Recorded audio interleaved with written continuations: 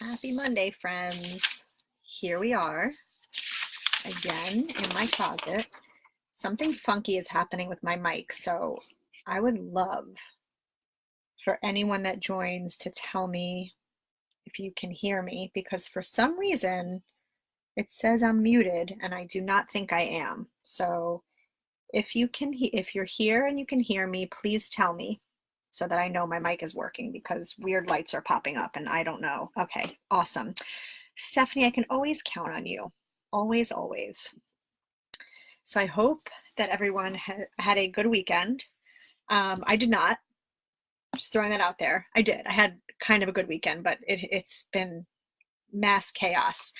So this weekend was the final stretch of Hanukkah for us, which was very exciting because I was ready to be done. Like, I get excited for my kids. I know it's fun, all the holiday stuff. I love them opening their gifts, but like, you guys, I'm so over it that I'm looking around my house and I have a holiday hangover because there's just shit everywhere. There's boxes and wrapping paper and toys, and my kids are very lucky, and I'm fortunate that my family spoils them and they get so much fun stuff, but I don't even know where I'm going to put everything. And it led to a complete meltdown this morning. I lost my shit this morning. And thank God my husband loves me, because when I lose my shit, it can't be fun. But I literally lost it because I'm looking around. And as you know, as a parent, it's hard enough on a good day to keep a house in order and clean and everything all together. So I do that every day anyway. But then I have all this new stuff and there's nowhere to put it. And my kids' rooms are at capacity and the living room's at capacity. And my house has turned into that house that I didn't want, where like there's just stuff everywhere. I just don't do well like that. It makes me insane. Hi, Stace. So when my husband called me this morning, because we talk multiple times throughout the day, I literally flipped my shit. I lost it because I'm staring at just toys that I have nowhere to put. And we have a garage that we don't use as a garage. We use it basically for storage, and we park our cars in the driveway. So we always talked about turning the garage into like a playroom, but we can't even do that until we clear out the shit that's in the garage. So I lost it. I was like, I'm talking tears. I was in tears, and I was like, I can't take it anymore. And he's so calm, thank God, which is probably why I married him. One of the very many reasons I married him. But I literally lost it. And hi, Mom, instead of him giving me a hard time and coming at me, he always knows how to handle when I get like that, and he always comes up with a solution. So apparently we're looking at sheds, which I don't even want a shed either, but he said we're going to put a shed on the side of our house and put like all the storage stuff in there and turn the garage into some sort of playroom. So I'm hoping that happens in the next few months, because I can't take it anymore. Stephanie, I tend to throw stuff away starting in October because I'm thinking about new stuff coming in and I just can't. I do the same thing. I like purge. I go through their toys and I start throwing stuff out. The problem is that my kids find it. Like, Sienna is so little, so she doesn't know the difference, but like, I'll start taking her toys and putting them in like piles to put in garbage bags, and she finds them and puts them back in the rotation, and it makes me insane. Stacy, a she shed. Yeah, except it's not going to be a she shed. It's going to be an actual functional shed with like our suitcases and extra dining room chairs and all the shit that's in my garage that I can't take. And so hopefully that will alleviate the problem, because I love my children and I know they come with a lot of stuff, but I can't stand having their stuff all over my house. So if I can get the big stuff out, that would be really helpful. Right now, there's a trampoline that she got for Hanukkah for my mom, which Sienna loves, in the middle of my living room. There's like 10 million ride-on toys, and I cannot take it. I need some order or I'm going to lose my mind, because I'm way too type A to live like this. Like, I feel like, I don't know, when I look around and I see obviously everything's in order and it's clean and whatever, I don't know how people become hoarders. I don't understand how you can do that, because I don't know how you're surrounded by stuff. I literally want to pull my hair out. It made me insane to the point where I was literally in tears this morning. And thank God my husband is not phased and he just comes up with solutions, because I don't know if I would be able to exist if somebody pushed back on me and just didn't let me vent like that. So thankfully Hanukkah's over. All of you getting ready for Christmas. I'm just going to sit back and do this while I see you do the shuffle we just did. So that whole morning put me in a bad mood all day. And you know, when you're in a bad mood, Mom, don't feel bad about the trampoline. She loves it. I'm just going to hopefully move it into the garage. Stacy said, you die walking to my house. I've been to many of your houses since we are in elementary school. And then when you became an adult, I'm well aware of what goes on in your homes. I know. And yes, I would die. I can't take it. So I'm in one of those moods, and tell me, you guys, if you ever experience this, where you're in such a bad mood that everything annoys you, everything. Like I couldn't get a light to work, and I'm going like this and clenching. I mean, I was so uptight and crazy with every little thing that was making me insane. And so tonight I said, you know what? I'm going to open a bottle of wine and talk to my people. I open a bottle of wine. I take one sip of it. It was so disgusting. I dumped the entire bottle out. So this is the second bottle that I've opened. I didn't even get to enjoy anything from the first because it was gross. That's where my head is, in case you're joining and wondering why I sound like a lunatic. That's why. And then on top of it, I had a sick kid. My older one was sick starting Thursday, and we had basically planned to do Hanukkah the last night of Hanukkah because it was my weekend. And I was like, oh, it'll be great. It'll be like the end of Hanukkah. We'll all open presents. And she was laying in bed the entire time, puking her guts up. Everyone was over because it's just my family, so it doesn't matter. It was like a disaster. Everything about it was a disaster, but we still pulled off a beautiful Hanukkah. We made latkes. I made latkes. Stacy, unfortunately, it sets the mood for the rest of the day. It does. When you kick off the day with something shitty, it like snowballs. And I know everyone's like, no, you can turn it around. No, you can't. Sometimes you can't turn it around. Sometimes it just sucks. But now I'm feeling better because Jason is putting the baby to bed. I'm talking to you guys. I'm going to get my life together in the next half hour, and we're going to be good. So between Hanukkah, the sick kid, the marital meltdown, it has been.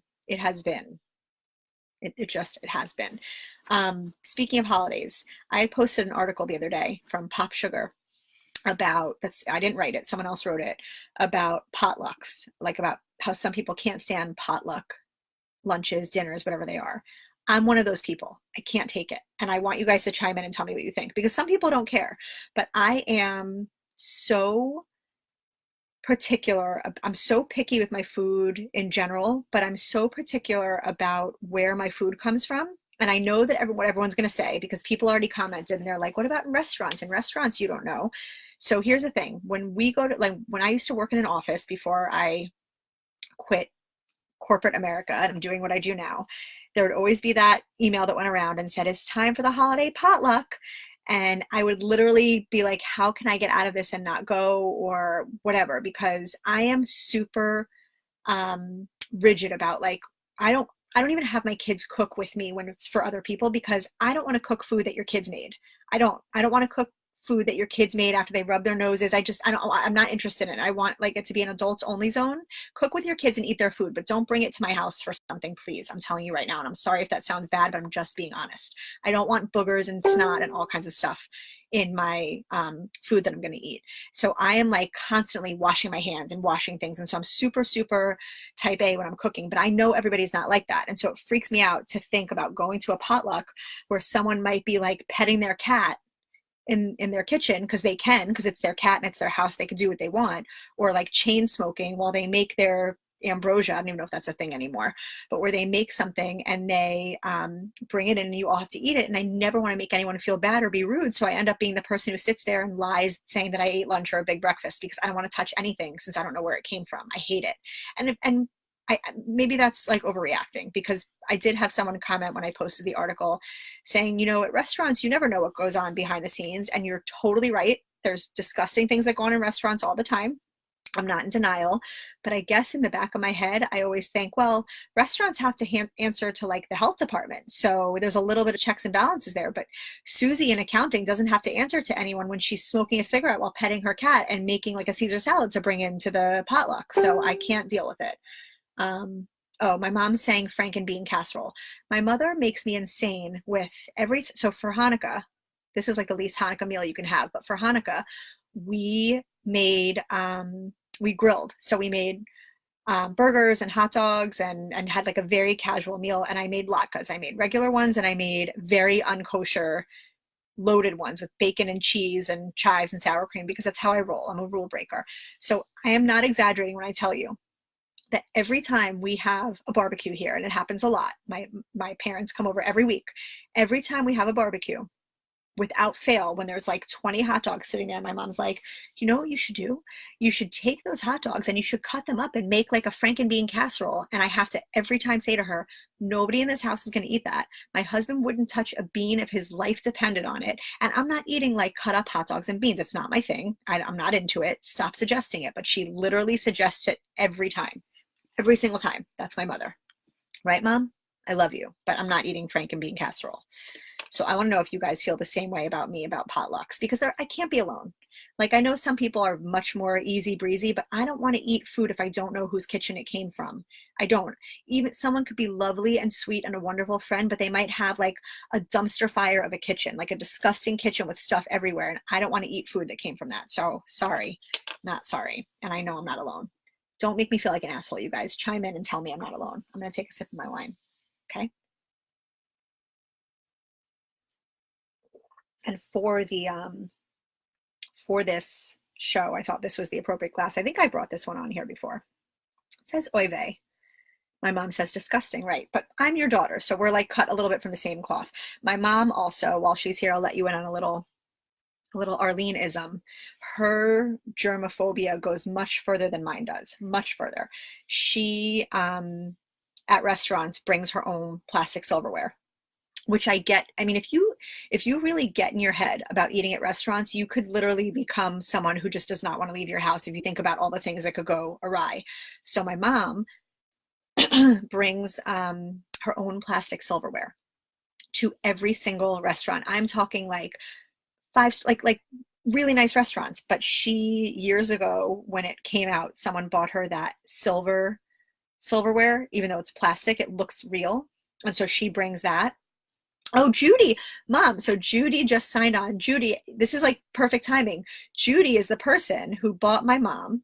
That's so funny that you're here. Who bought my mom this like container of lifelike looking plastic silverware, but it's silver from, I think, BJ's or Costco or whatever. And my mom became addicted because she was no longer embarrassed to, well, she's never embarrassed anyway, but she cared less about pulling her plastic silverware out because it actually looks real. And Judy, who just logged on, is the one who bought it for her. So look at that. Talk about kismet. So every restaurant, we go through the same drill.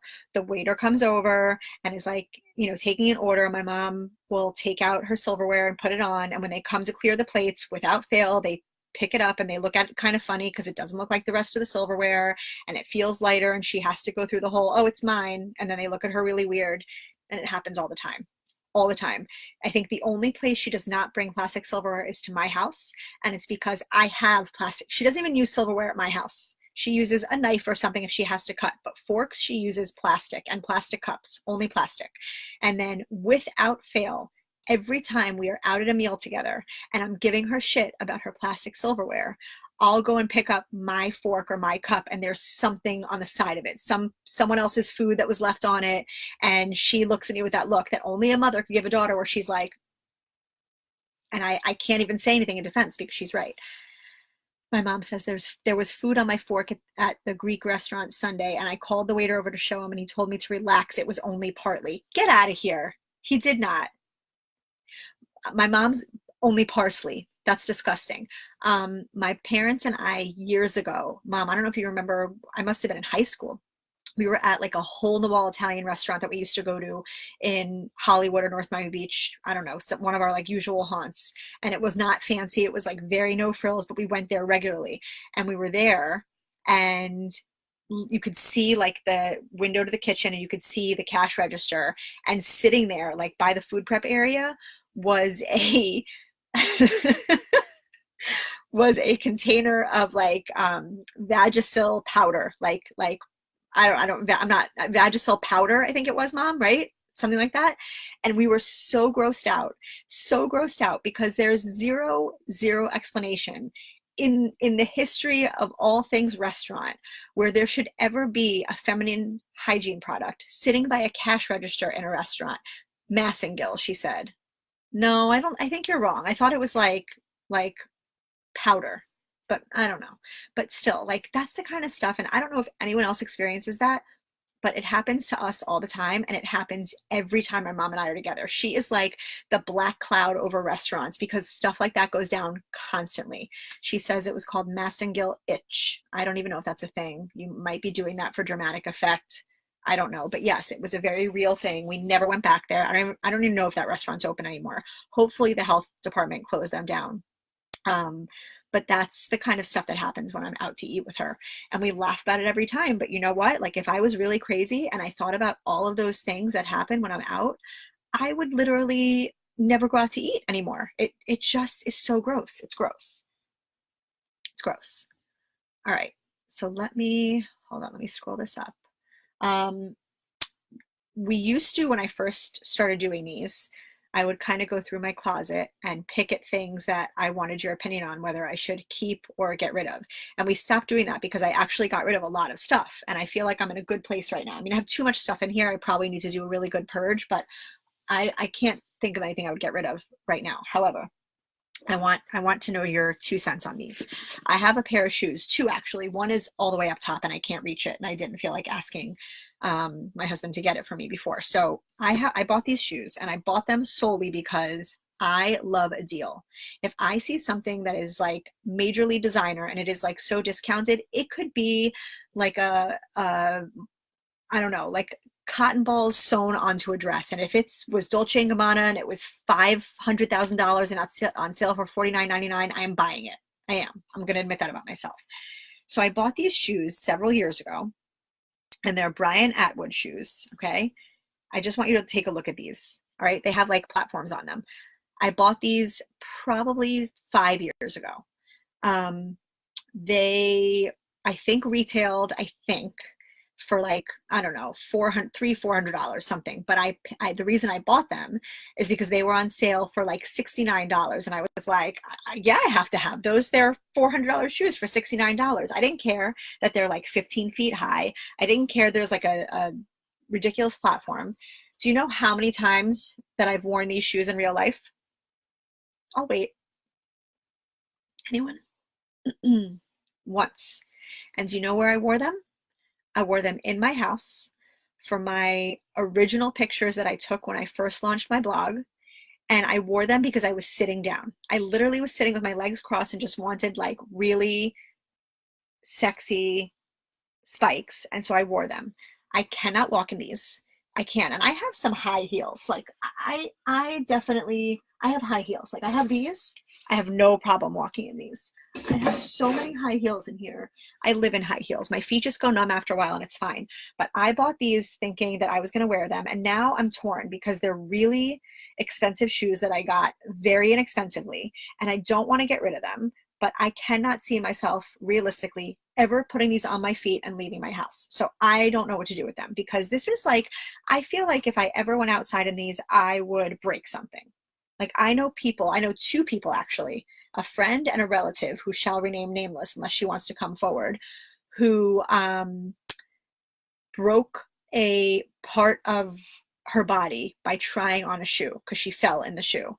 Stephanie, I knew they were in those pictures when you pulled them out. I remember them from the picture. They're amazing shoes. Like, I mean, I'm glad at least I have a picture of them. So there's proof that I had them on my feet, but I am so torn about what to do with them because I'm never wearing these. Like, it's never going to happen unless I'm sitting in my house. Maybe if I have like people over, but I don't wear shoes when I have people over. I'm like very laid back. My mom called them hooker shoes. Yes, they are hooker shoes. They're definitely hooker shoes that I can't walk in. I physically can't walk in them.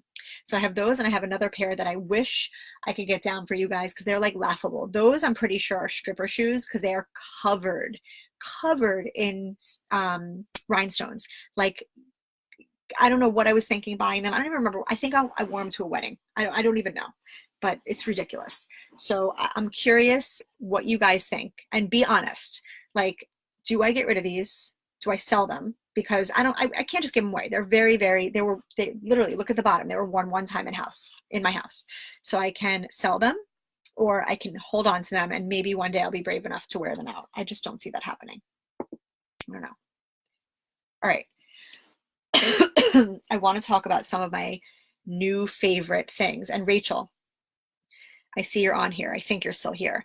you have time because your little baby is just a nugget right now. But this is one of my latest and greatest favorite kids products.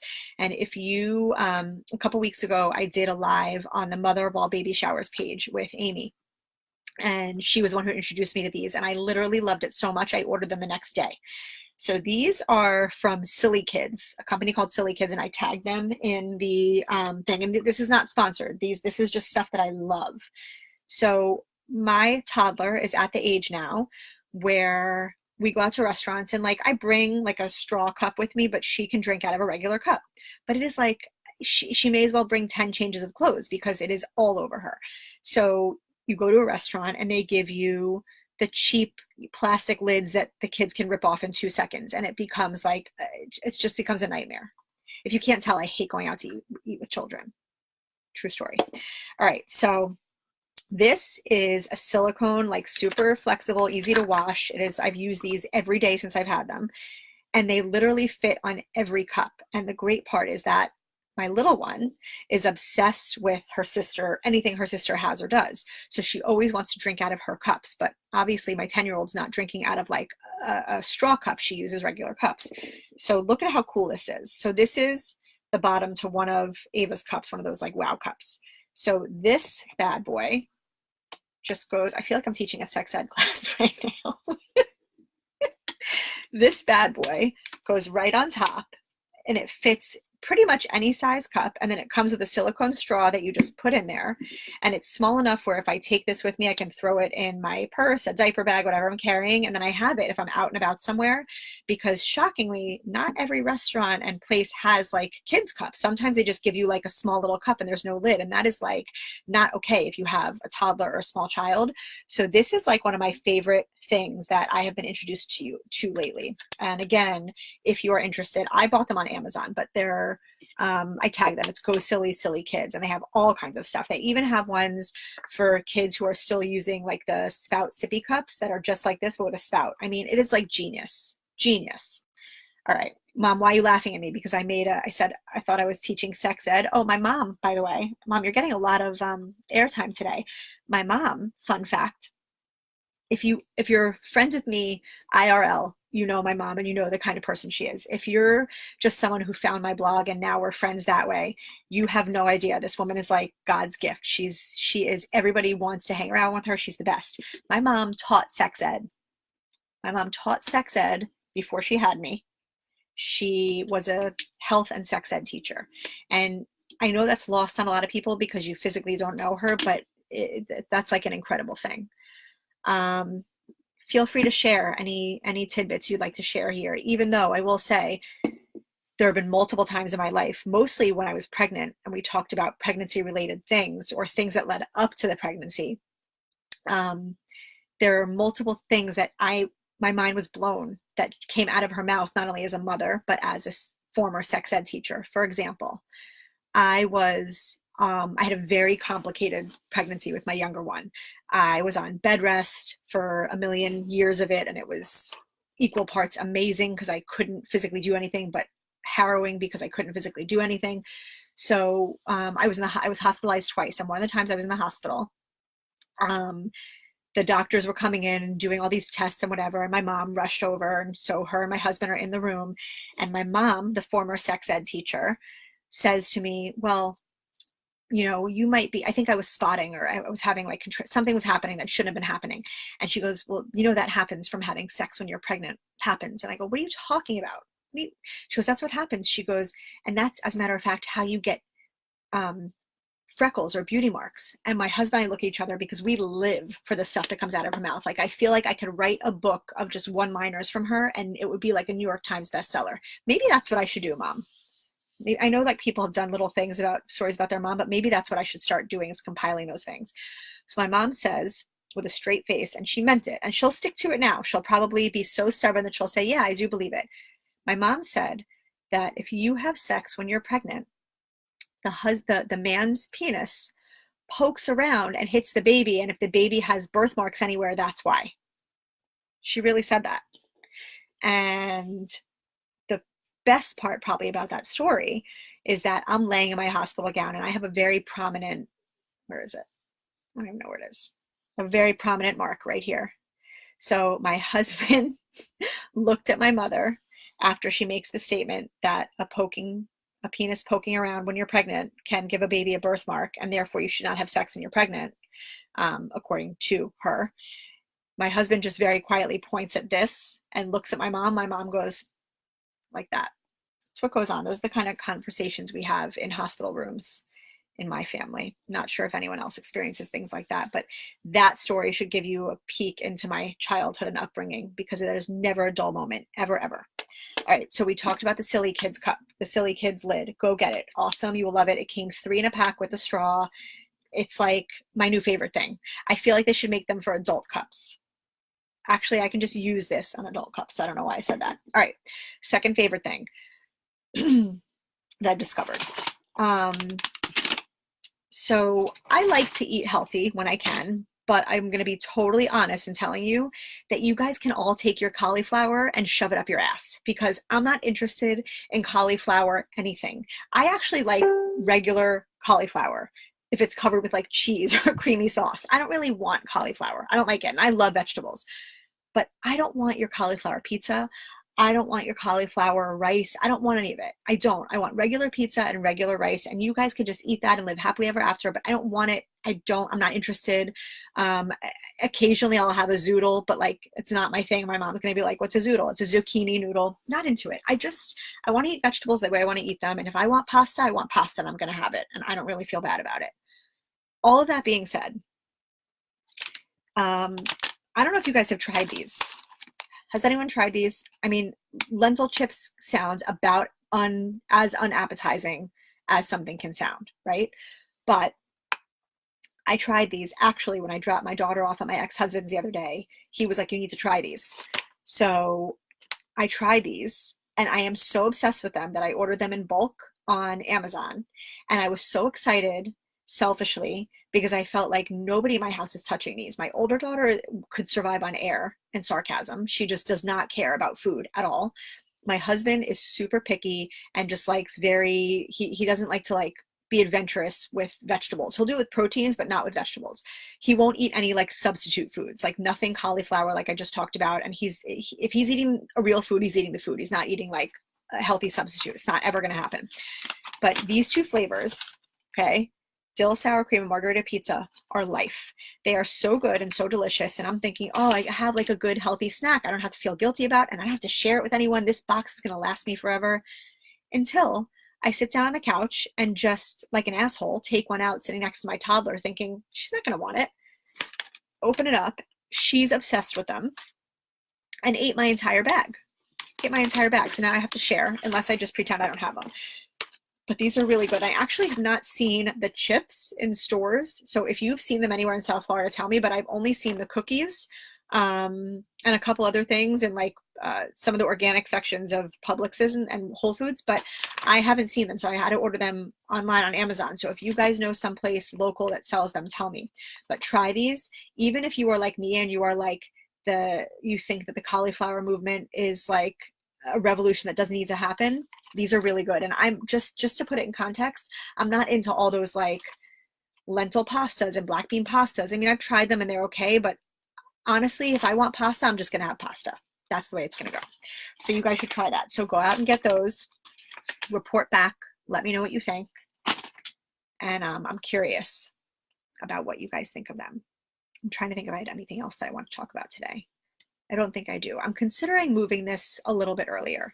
So I need to know too if that would affect a lot of people, because I feel like by the time 8:30 rolls around, I am so fried that I feel like I'm starting to slur because I can't even form a cohesive thought. So I'm toying with the idea of moving it to 8 o'clock. Let me know in the comments if you think that's good. Oh, I know what else I want to talk about.